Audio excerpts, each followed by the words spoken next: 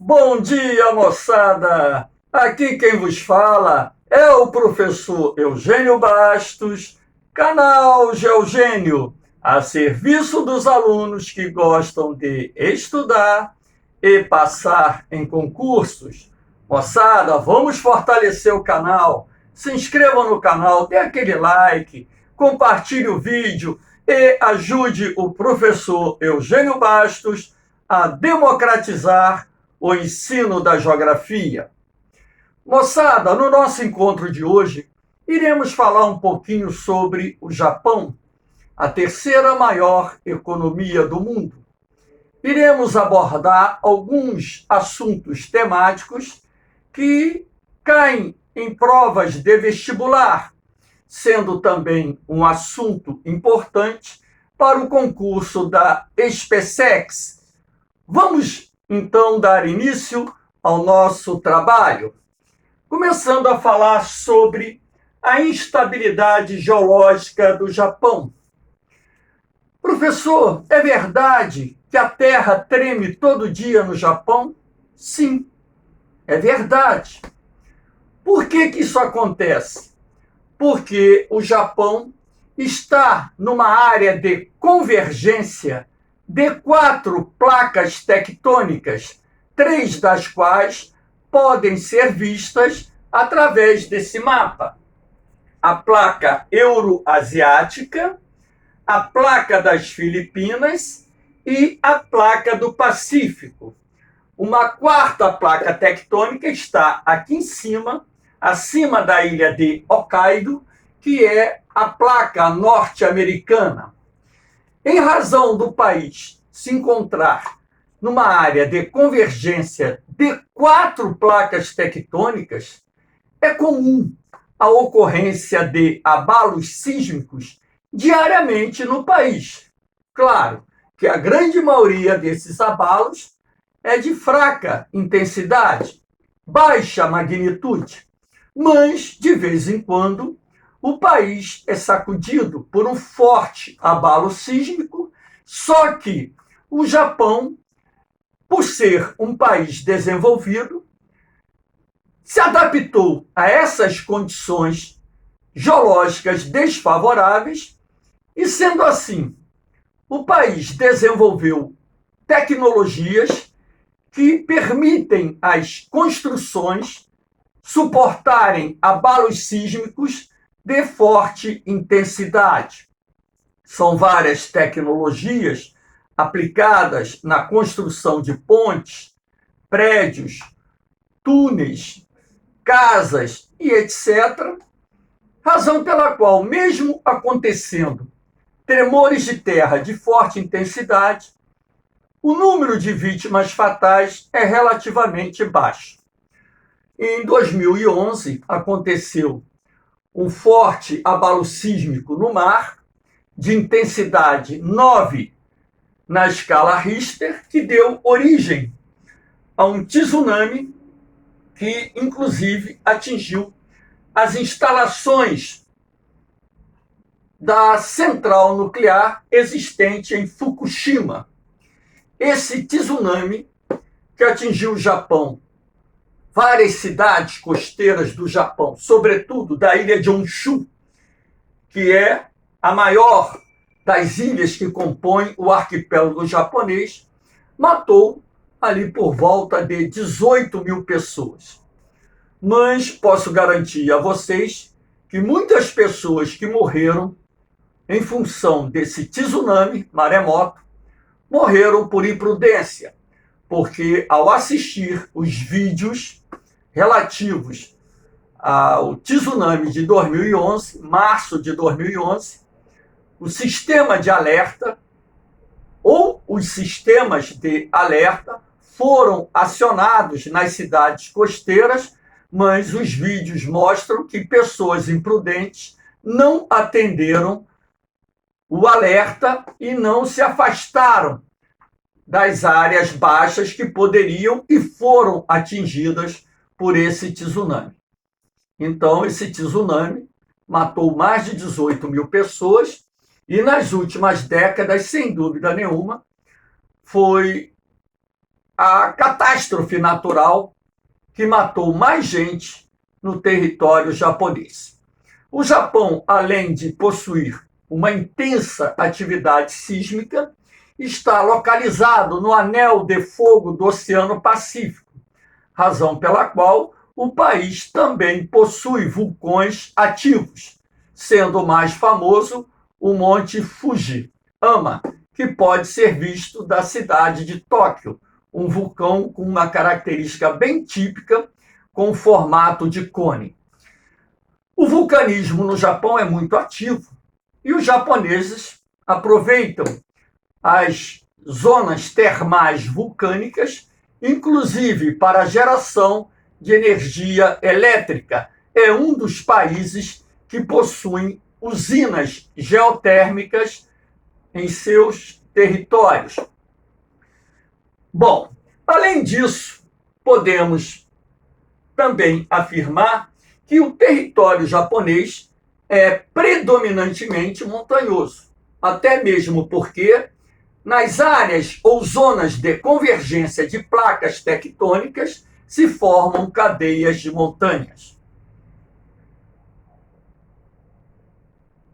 Aqui nós temos o comportamento do crescimento da população japonesa. Nada melhor do que um gráfico para que possamos analisar a evolução desse crescimento da população japonesa nesse período de 1870 a uma projeção feita para o ano de 2100. Observe que o crescimento da população japonesa foi estancado, podemos assim dizer, no início da década de 2000. E, a partir daí, o Japão entrou num ritmo de crescimento negativo. Ou seja, a população japonesa, em vez de aumentar, ela está diminuindo. Isto porque a taxa de fecundidade no Japão hoje é muito baixa. As mulheres japonesas, em média, estão tendo 1,42 filhos.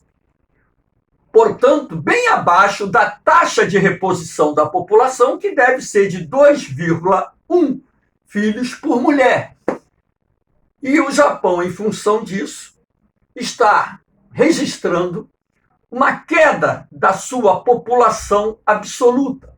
Inclusive, estima-se que no final do século XXI, a população japonesa deverá ser da ordem de 70 milhões de habitantes, bem inferior à população atual, que hoje se encontra na casa dos 123 milhões de habitantes. Os dados, apurados, eles são próximos.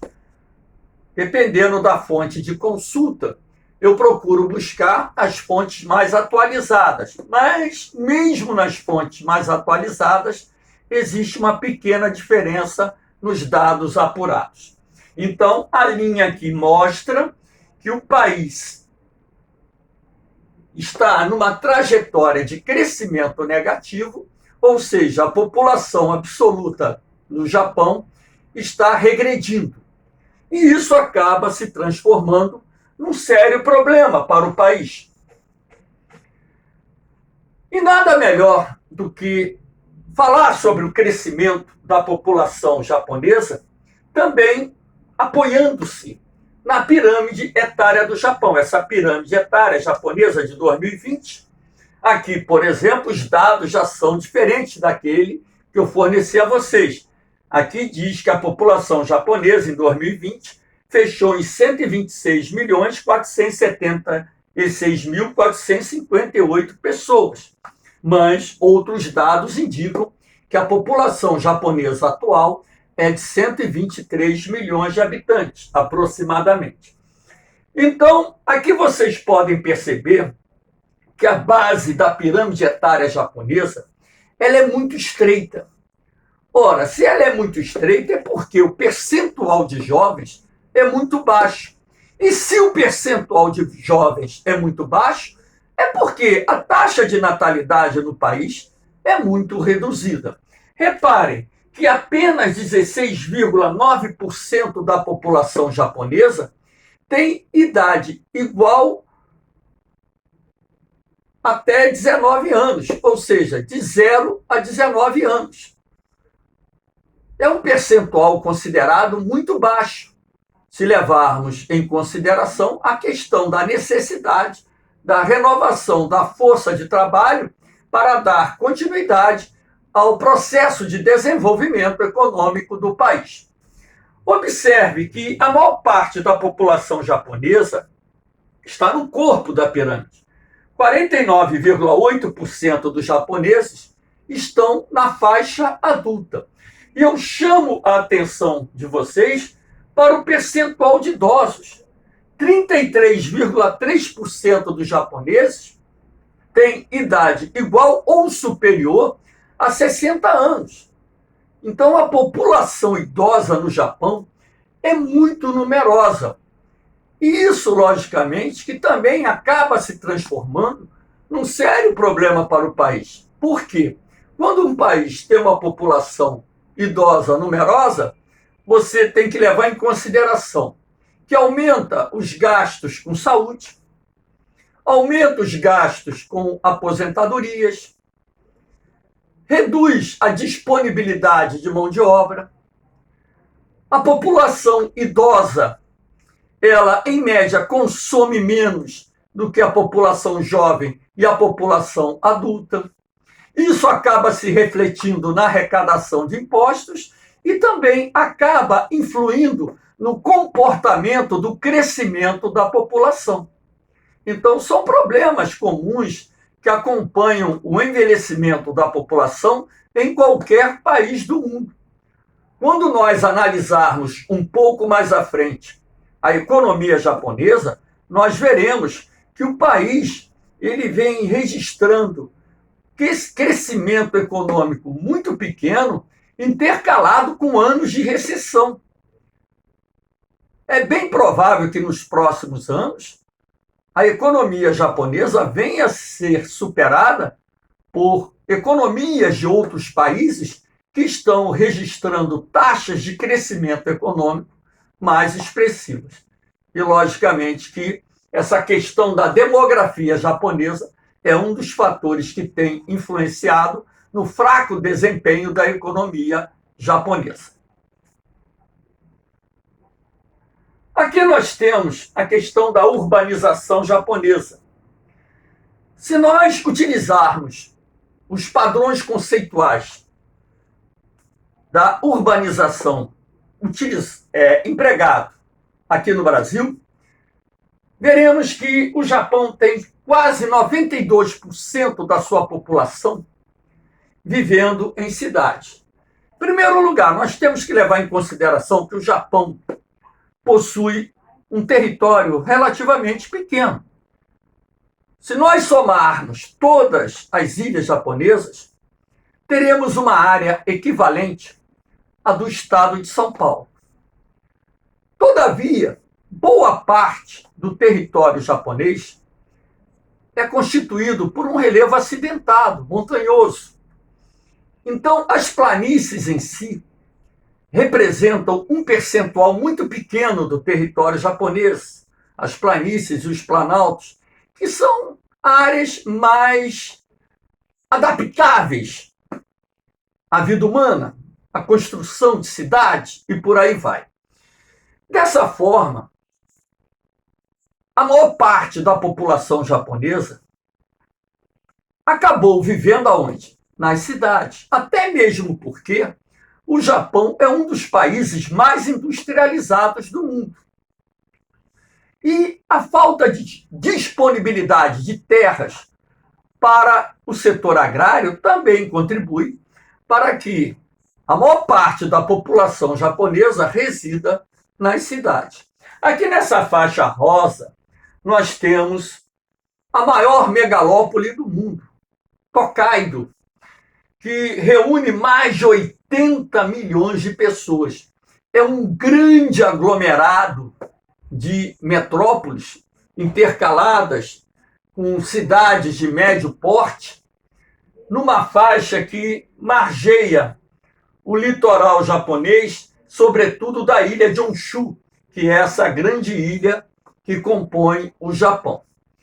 Então, o Japão é um país urbanizado, entre os países desenvolvidos, é um dos que possui uma das maiores taxas de urbanização, e como toda e grande cidade existente em qualquer país do mundo, existem os problemas que são comuns, sobretudo no que diz respeito à questão de mobilidade urbana, moradia, geração de empregos e outras coisas mais. Então, poluição, enfim. Aqui nós temos a agricultura japonesa. Como eu disse a vocês, o Japão é um país que possui uma pequena disponibilidade de terras para o setor agrário. Isso se deve, em grande parte, ao fato do território japonês apresentar um relevo muito acidentado, sobretudo constituído por muitas montanhas. Então, as áreas disponíveis para a agricultura não representam nem 20% do espaço territorial japonês. O que predomina dentro do Japão são as pequenas e médias propriedades rurais, onde ali se estabelece a chamada agricultura de jardinagem, que é uma agricultura que utiliza, em algumas propriedades, técnicas milenares que são passadas de geração a geração, onde a terra é minuciosamente trabalhada, empregando-se adubação orgânica, compostagem, farinha de peixe, como adubos.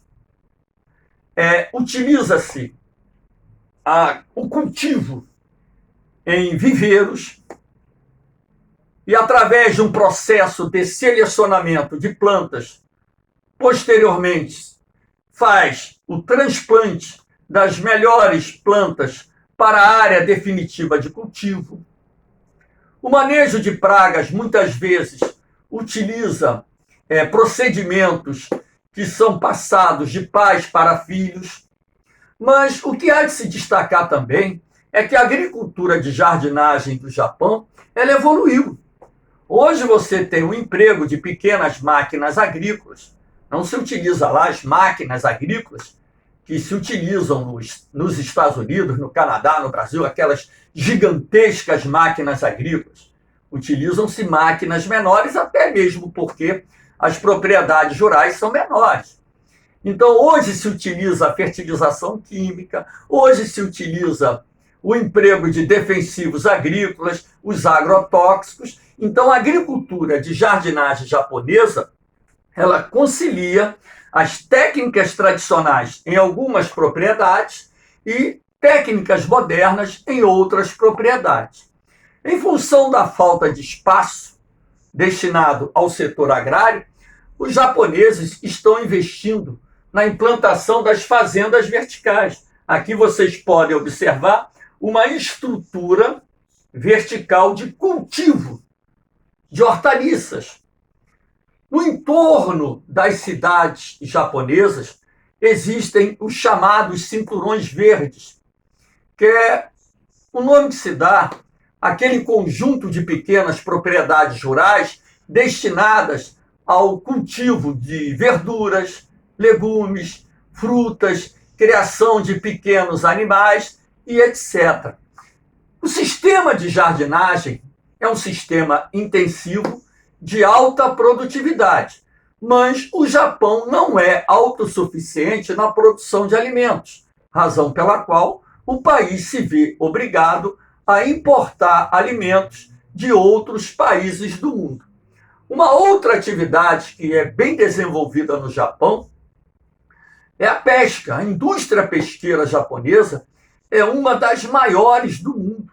O país dispõe de navios, indústrias, que pescam em alto mar, passam meses em alto mar pescando, e o pescado é industrializado no próprio navio. Quando esses navios chegam nos portos japoneses, eles já estão com os produtos prontos para serem comercializados com as centrais de abastecimento, com os supermercados, enfim.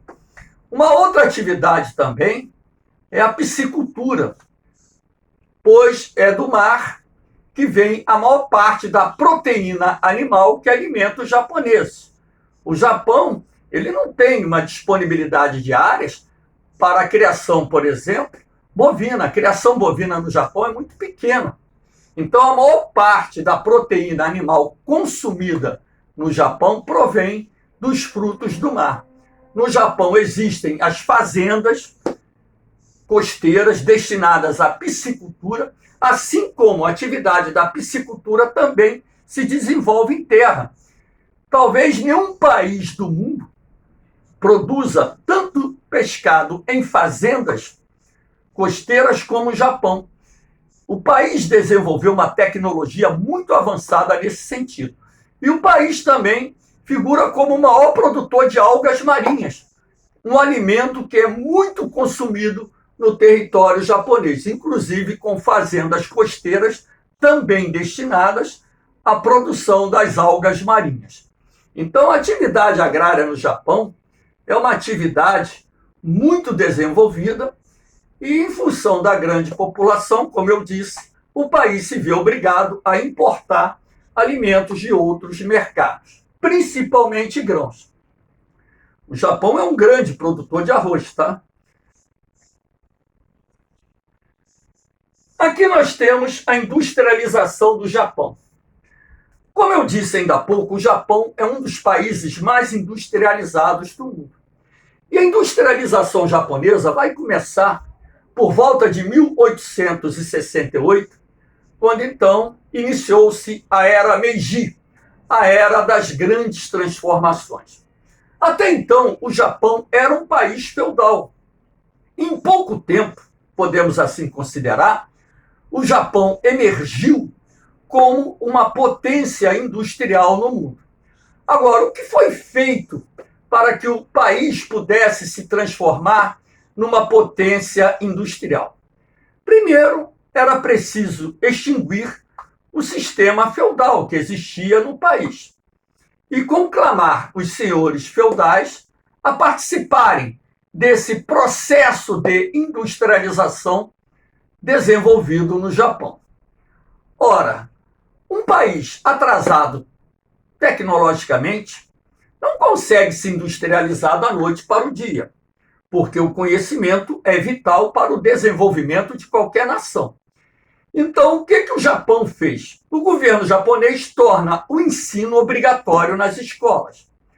Os melhores alunos, ou seja, aqueles de melhor desempenho, eram enviados principalmente para os Estados Unidos para aprenderem a tecnologia ocidental. O governo implanta laboratórios, centros de pesquisas, para que, quando esses alunos estivessem formados, pudessem colocar em prática aquilo que eles aprenderam nos Estados Unidos e na Europa. E o país investiu maciçamente no desenvolvimento industrial. Inclusive, no passado se dizia muito que no Japão nada se criava. O Japão copiava a tecnologia ocidental e aprimorava essa tecnologia, produzindo bens mais sofisticados. E aqui nós temos o surgimento dos zaibatsus, que é o nome que se dá aos poderosos grupos empresariais japoneses, os trustes, Mitsubishi, Honda, Yamaha, Sony e outros tantos poderosos grupos empresariais que são denominados zaibatsus, que para nós nada mais são do que trustes. O expansionismo territorial para assegurar ao Japão fontes de suprimento de matéria-prima e ampliar mercados consumidores. O Japão invade a China, a região da Manchúria, que é muito rica em recursos naturais. Posteriormente, invade o sul-sudeste da Ásia, não só por ser uma importante região produtora de borracha, como também uma região possuidora de outros importantes recursos naturais, para garantir o suprimento da matéria-prima necessária para levar adiante o processo de industrialização do país e criar o chamado espaço vital fundamental para o desenvolvimento do Japão. A Segunda Guerra Mundial ela vai impulsionar o desenvolvimento da indústria japonesa, mas ao mesmo tempo que contribuiu para o expansionismo territorial do Japão, também foi responsável pela derrota do país na Segunda Guerra para os Estados Unidos.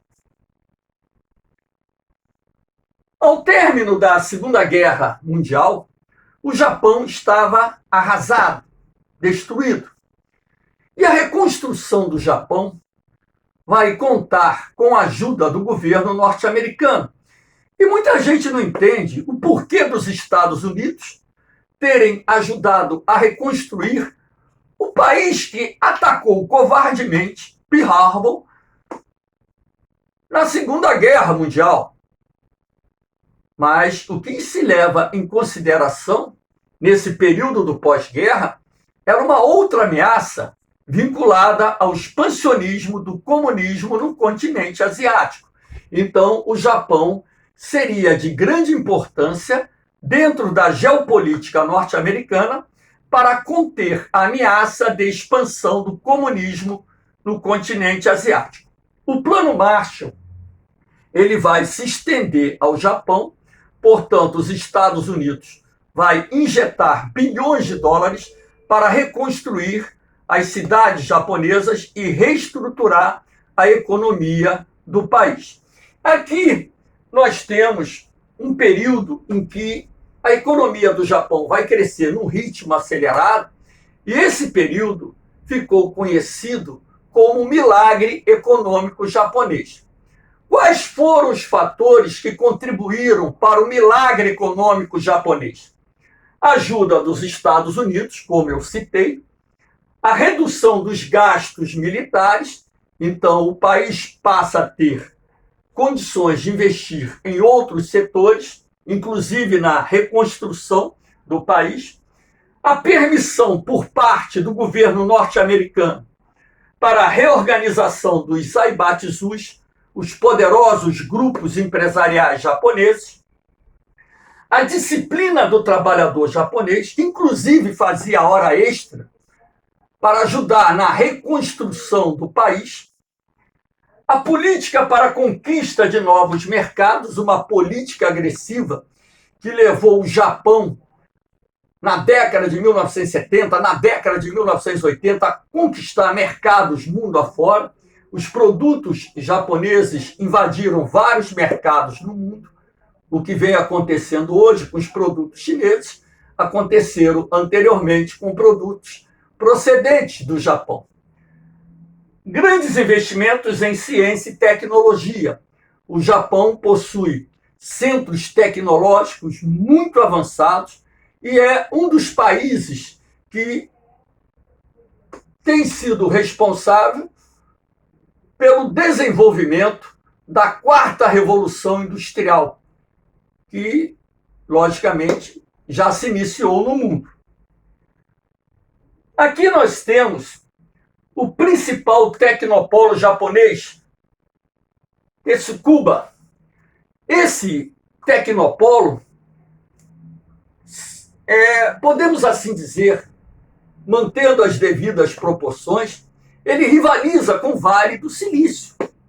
Ali existem modernas empresas de alta tecnologia que investem em chips, produtos eletroeletrônicos, robótica, engenharia espacial, enfim. O Japão, como eu disse, é um dos pioneiros no desenvolvimento da ciência e tecnologia do mundo. Os parques industriais japoneses, que fique bem claro, estão concentrados nas cidades litorâneas, sobretudo nas grandes metrópoles que se concentram ao longo do litoral. Isto porque o país é fortemente dependente da importação de matéria-prima, já que o Japão é muito pobre em recursos naturais, pobre em minerais metálicos, não metálicos e fontes de energia fósseis. Então, o país depende muito da importação da matéria-prima para o desenvolvimento das suas indústrias. Razão pela qual os grandes parques industriais japoneses estão localizados nas cidades litorâneas, nas zonas costeiras. Aqui nós temos a evolução do PIB japonês, aquilo que eu disse. A economia japonesa, desde o início da década de 1990, e aí já temos 3 décadas em andamento, ela tem registrado momentos de recessão intercalados com momentos de crescimento econômico pequeno. Isso porque, em primeiro lugar, o Japão é um país que tem uma dívida pública enorme, muito grande. Em segundo lugar, a economia japonesa ela não consegue avançar num ritmo mais acelerado, até mesmo porque o próprio comportamento do crescimento da população japonesa e a retração do mercado consumidor interno têm sido fatores de grande relevância para frear esse crescimento econômico do país. O Japão ele tem enfrentado a concorrência no mercado internacional dos produtos chineses. A China emergiu como uma potência industrial que, de certa forma, conquistou vários mercados que anteriormente pertenciam às empresas japonesas. Então, a dinâmica da economia japonesa, ela sofre uma retração, uma redução do ritmo de expansão que vai ser intercalado com momentos de recessão que agravam as condições econômicas do país na medida em que a dívida pública ela continua crescendo. Então, nada melhor